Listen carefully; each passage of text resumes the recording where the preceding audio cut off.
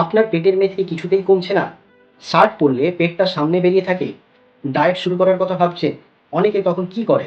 ভাত বন্ধ করে দেন, রুটি বন্ধ করে দেন, শুধু লেবু জল খান। কেউ আবার না খেয়ে থাকার চেষ্টা করে। কিন্তু তারপর কয়েকদিন পর আবার আগের মতো খাবার শুরু, আর ওজনও ফিরে আসে। কিন্তু যদি বলি ভুঁড়ি কমানোর জন্য আপনাকে ভাত পুরোপুরি বন্ধ করতে হবে না।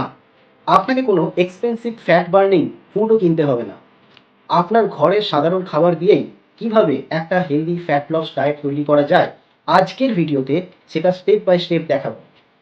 আর ভিডিও শেষে আমি আপনাকে একটা সকাল থেকে রাত পর্যন্ত সিম্পল ডায়েট স্ট্রাকচার দেবো, তাই ভিডিওটি স্কিপ করবেন না। নমস্কার বন্ধুরা, আপনারা দেখছেন হেলদি ডায়েট। এই চ্যানেলে আমরা সহজ ভাষায় খাবার, নিউট্রিশন এবং হেলদি লাইফস্টাইল নিয়ে আলোচনা করি। আজকের বিষয় ঘরোয়া পদ্ধতিতে ভুঁড়ি কমাবেন কিভাবে। তবে শুরুতেই একটা গুরুত্বপূর্ণ সত্যি বলে রাখি, শুধু পেটের মেদ আলাদাভাবে কমানো যায় না। আমাদের লক্ষ্য হবে শরীরের ওভারঅল এক্সেস ফ্যাট ধীরে ধীরে কমানো। আর সেটা করতে সবচেয়ে গুরুত্বপূর্ণ হলো খাবার প্লাস ফিজিক্যাল অ্যাক্টিভিটি প্লাস ঘুম প্লাস কনসিস্টেন্সি। চলুন প্রথমে দেখি ভুঁড়ি বাড়ার আসল কারণ কি। ভুঁড়ি কেন বাড়ে? অনেকেই ভাবেন আমি তো খুব বেশি খাই না, তাহলে পেট কেন বাড়ছে? এখানেই রয়েছে আসল বিষয়। শুধু একবার বেশি খাওয়া নয়, বরং প্রতিদিনের ছোট ছোট অভ্যাস একসঙ্গে বড় ডিফারেন্স তৈরি করতে পারে। যেমন চায়ের সঙ্গে বিস্কুট, বারবার স্ন্যাক্স, সফট ড্রিঙ্কস, মিষ্টি, ভাজাভুজি, অতিরিক্ত খাওয়া, কম হাঁটা, অনেকক্ষণ বসে থাকা। এগুলো যদি নিয়মিত হয় তাহলে শরীরের প্রয়োজনের তুলনায় বেশি এনার্জি ইনটেক হতে পারে। আর অতিরিক্ত এনার্জি দীর্ঘমেয়াদে বডি ফ্যাট বাড়াতে পারে। তাই প্রথম প্রশ্ন হওয়া উচিত, কোন খাবার আমাকে মোটা করছে? এর পাশাপাশি প্রশ্ন করুন, আমি দিনে মোট কতটা খাচ্ছি এবং কতটা অ্যাক্টিভ। এই ডিফারেন্স বোঝাটাই খুব গুরুত্বপূর্ণ। এবার আসি কিছু পপুলার ভুল ধারণায়। অনেকে বলেন জিরা জল খেলেই পেটের মেদ গলে যাবে, কেউ বলেন লেবু মধু জল খেলেই বেলি ফ্যাট চলে যাবে, আবার কেউ বলেন এক সপ্তাহ ভাত না খেলেই পেট ফ্ল্যাট হয়ে যাবে। এসবকে ফ্যাট বার্নিং ম্যাজিক সলিউশন হিসাবে ভাববেন না। লেবু জল বা জিরা জল পান করতে আপনার ভালো লাগতেই পারে, কিন্তু কোনো একটি ড্রিঙ্ক একাই আপনার শরীরে অতিরিক্ত ফ্যাট গলিয়ে দেবে এমন শর্টকাট নেই। ফ্যাট লসের জন্য দরকার ওভারঅল হেলদি খাবারের প্যাটার্ন এবং ক্যালোরি ব্যালেন্সের দিকে নজর রাখা। তাই আজ থেকে একটা কথা মনে রাখবেন, ম্যাজিক ড্রিঙ্ক নয়, ডেইলি হ্যাবিটই আসল। এবার আসি দুপুরের প্লেট কিভাবে সাজাবেন। আপনি দুপুরে খাবার খেতে বসেছেন, তখন শুধু ভাতের পরিমাণ কমানোর দিকে না তাকিয়ে পুরো প্লেটের দিকে তাকান। আপনার মিলে রাখার চেষ্টা করুন সবজি প্লাস প্রোটিন প্লাস কার্বোহাইড্রেট। সবজির মধ্যে থাকতে পারে লাউ, পটল, ঝিঙে, পালং শাক, ফুলকপি, বাঁধাকপি, মিশ্র সবজি, যা আপনার বাড়িতে সহজে পাওয়া যায়। প্রোটিনের জন্য ডাল, ডিম, মাছ, মুরগির মাংস, পনির বা অন্য সুইটেবল প্রোটিন সোর্স। আর কার্বোহাইড্রেট হিসাবে ভাত বা রুটি। অর্থাৎ ভাত শত্রু নয়, সমস্যা হতে পারে আপনার পুরো মিলের কোয়ান্টিটি এবং ব্যালেন্সে। তাই ভাত খেলে ভাত বন্ধ করার বদলে পরিমাণ এবং পুরো মিলের ব্যালেন্স নিয়ে কাজ করুন। সকালে কি খাবে? এবার একটা খুব কমন প্রশ্ন, সকালে কি খাবো? সকালের খাবারে চেষ্টা করুন ভিটামিন, মিনারেল, প্রোটিন এবং ফাইবারযুক্ত খাবার বেশি করে। উদাহরণ, ভেজানো কিছু ছোলা, বাদাম, কিশমিশ, খেজুর। এর সঙ্গে একটি ফল নিতে পারেন। তার সঙ্গে ওটস অথবা চিড়ে অথবা পরিমাণ মতো রুটি এবং তার সাথে সবজি। এবং প্রোটিনের সোর্স হিসাবে ডিম বা দই বা উপযুক্ত যে কোনো প্রোটিন সোর্স। আপনারা যদি সকালে ব্রেকফাস্টের হেলদি ডায়েট সম্বন্ধে বিস্তারিত জানতে চান, তাহলে আপনারা আমার এই চ্যানেলের হেলদি মর্নিং ডায়েট, সকালে খালি পেটে কি খাবে, এই ভিডিওটি অবশ্যই দেখুন। নিচে ডেসক্রিপশনে লিঙ্ক দেওয়া থাকবে, লিঙ্কে ক্লিক করে দেখে নেবেন।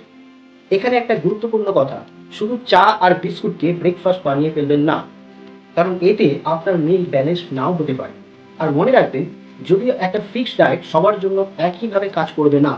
এবার দুপুরে বাঙালির বাড়িতে ভাত থাকবে, এটাই স্বাভাবিক। তাই আমি বলবো না আজ থেকে ভাত একদম বন্ধ, বরং বলবো ভাতের সঙ্গে পর্যাপ্ত সবজি এবং প্রোটিন রাখুন। যেমন ভাত প্লাস ডাল প্লাস সবজি প্লাস মাছ, অথবা ভাত প্লাস সবজি প্লাস ডিম অথবা মুরগির মাংস। আর অতিরিক্ত তেল, ঘি, ভাজা, সাইড ডিশ এবং বেশি খাওয়া, এর দিকে নজর রাখুন। খাওয়ার সময় মোবাইল দেখতে দেখতে অজান্তে বেশি খেয়ে ফেলছেন কিনা সেটাও লক্ষ্য করুন। ধীরে খাওয়ার অভ্যাস করুন। এরপর বিকেলের স্ন্যাক্স। এবার আসছে এমন একটা সময় যেখানে অনেকের পুরো ডায়েট প্ল্যান নষ্ট হয়ে যায়। বিকেল, সকাল থেকে ভালো খাওয়ার পর চা এলো, সঙ্গে বিস্কুট, তারপর একটা সিঙ্গাড়া, তারপর একটু চানাচুর।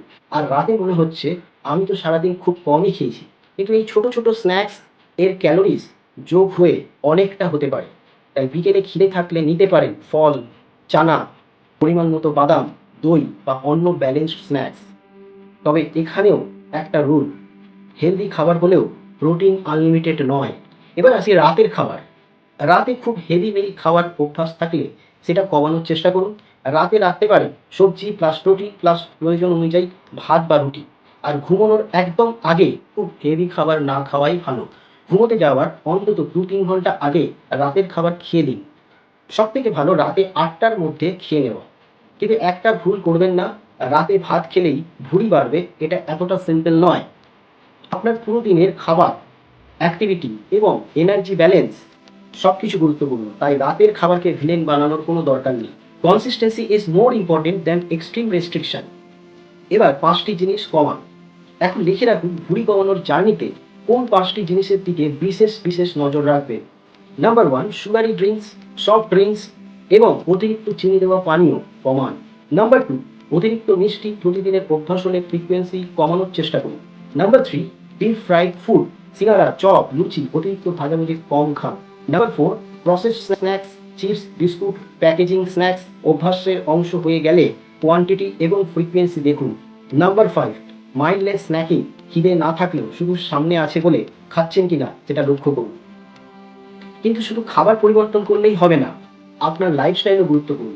আপনার শরীর যদি অনুমতি দেয় এবং কোনো মেডিকেল রেস্ট্রিকশন না থাকে তাহলে নিয়মিত হাঁটার অভ্যাস করুন। শুরুতে অল্প সময় দিয়ে শুরু করতে পারেন, তারপর ধীরে ধীরে অ্যাক্টিভিটি বাড়াতে পারেন। আর একটা বিষয় অনেকেই ভুলে যান, ঘুম। নিয়মিত পর্যাপ্ত ঘুমের চেষ্টা করুন, কারণ হেলদি ওয়েট ম্যানেজমেন্ট শুধু খাবারের বিষয় না, এটা একটা কমপ্লিট লাইফস্টাইল। 7 day challenge. এখন আপনার জন্য একটা ছোট চ্যালেঞ্জ। আগামী 7 দিন। 1 নম্বর, সুগারি ড্রিঙ্ক কমাবেন। 2 নম্বর, প্রতিদিন ভেজিটেবলস রাখবেন। 3 নম্বর, প্রতিদিন মেইন মিলে প্রোটিন রাখার চেষ্টা করবেন। 4 নম্বর, অতিরিক্ত ভাজাভুজি কমাবেন। 5 নম্বর, অপ্রয়োজনীয় স্ন্যাকিং কমাবেন। 6 নম্বর, প্রতিদিন কিছুটা ফিজিক্যাল অ্যাক্টিভিটি করবেন। আর 7 নম্বর, ঘুমের রুটিন ঠিক করার চেষ্টা করবেন। কিন্তু একটা কথা, 7 দিনে ভুঁড়ি গায়েব হয়ে যাবে এমন প্রমিস আমি করছি না।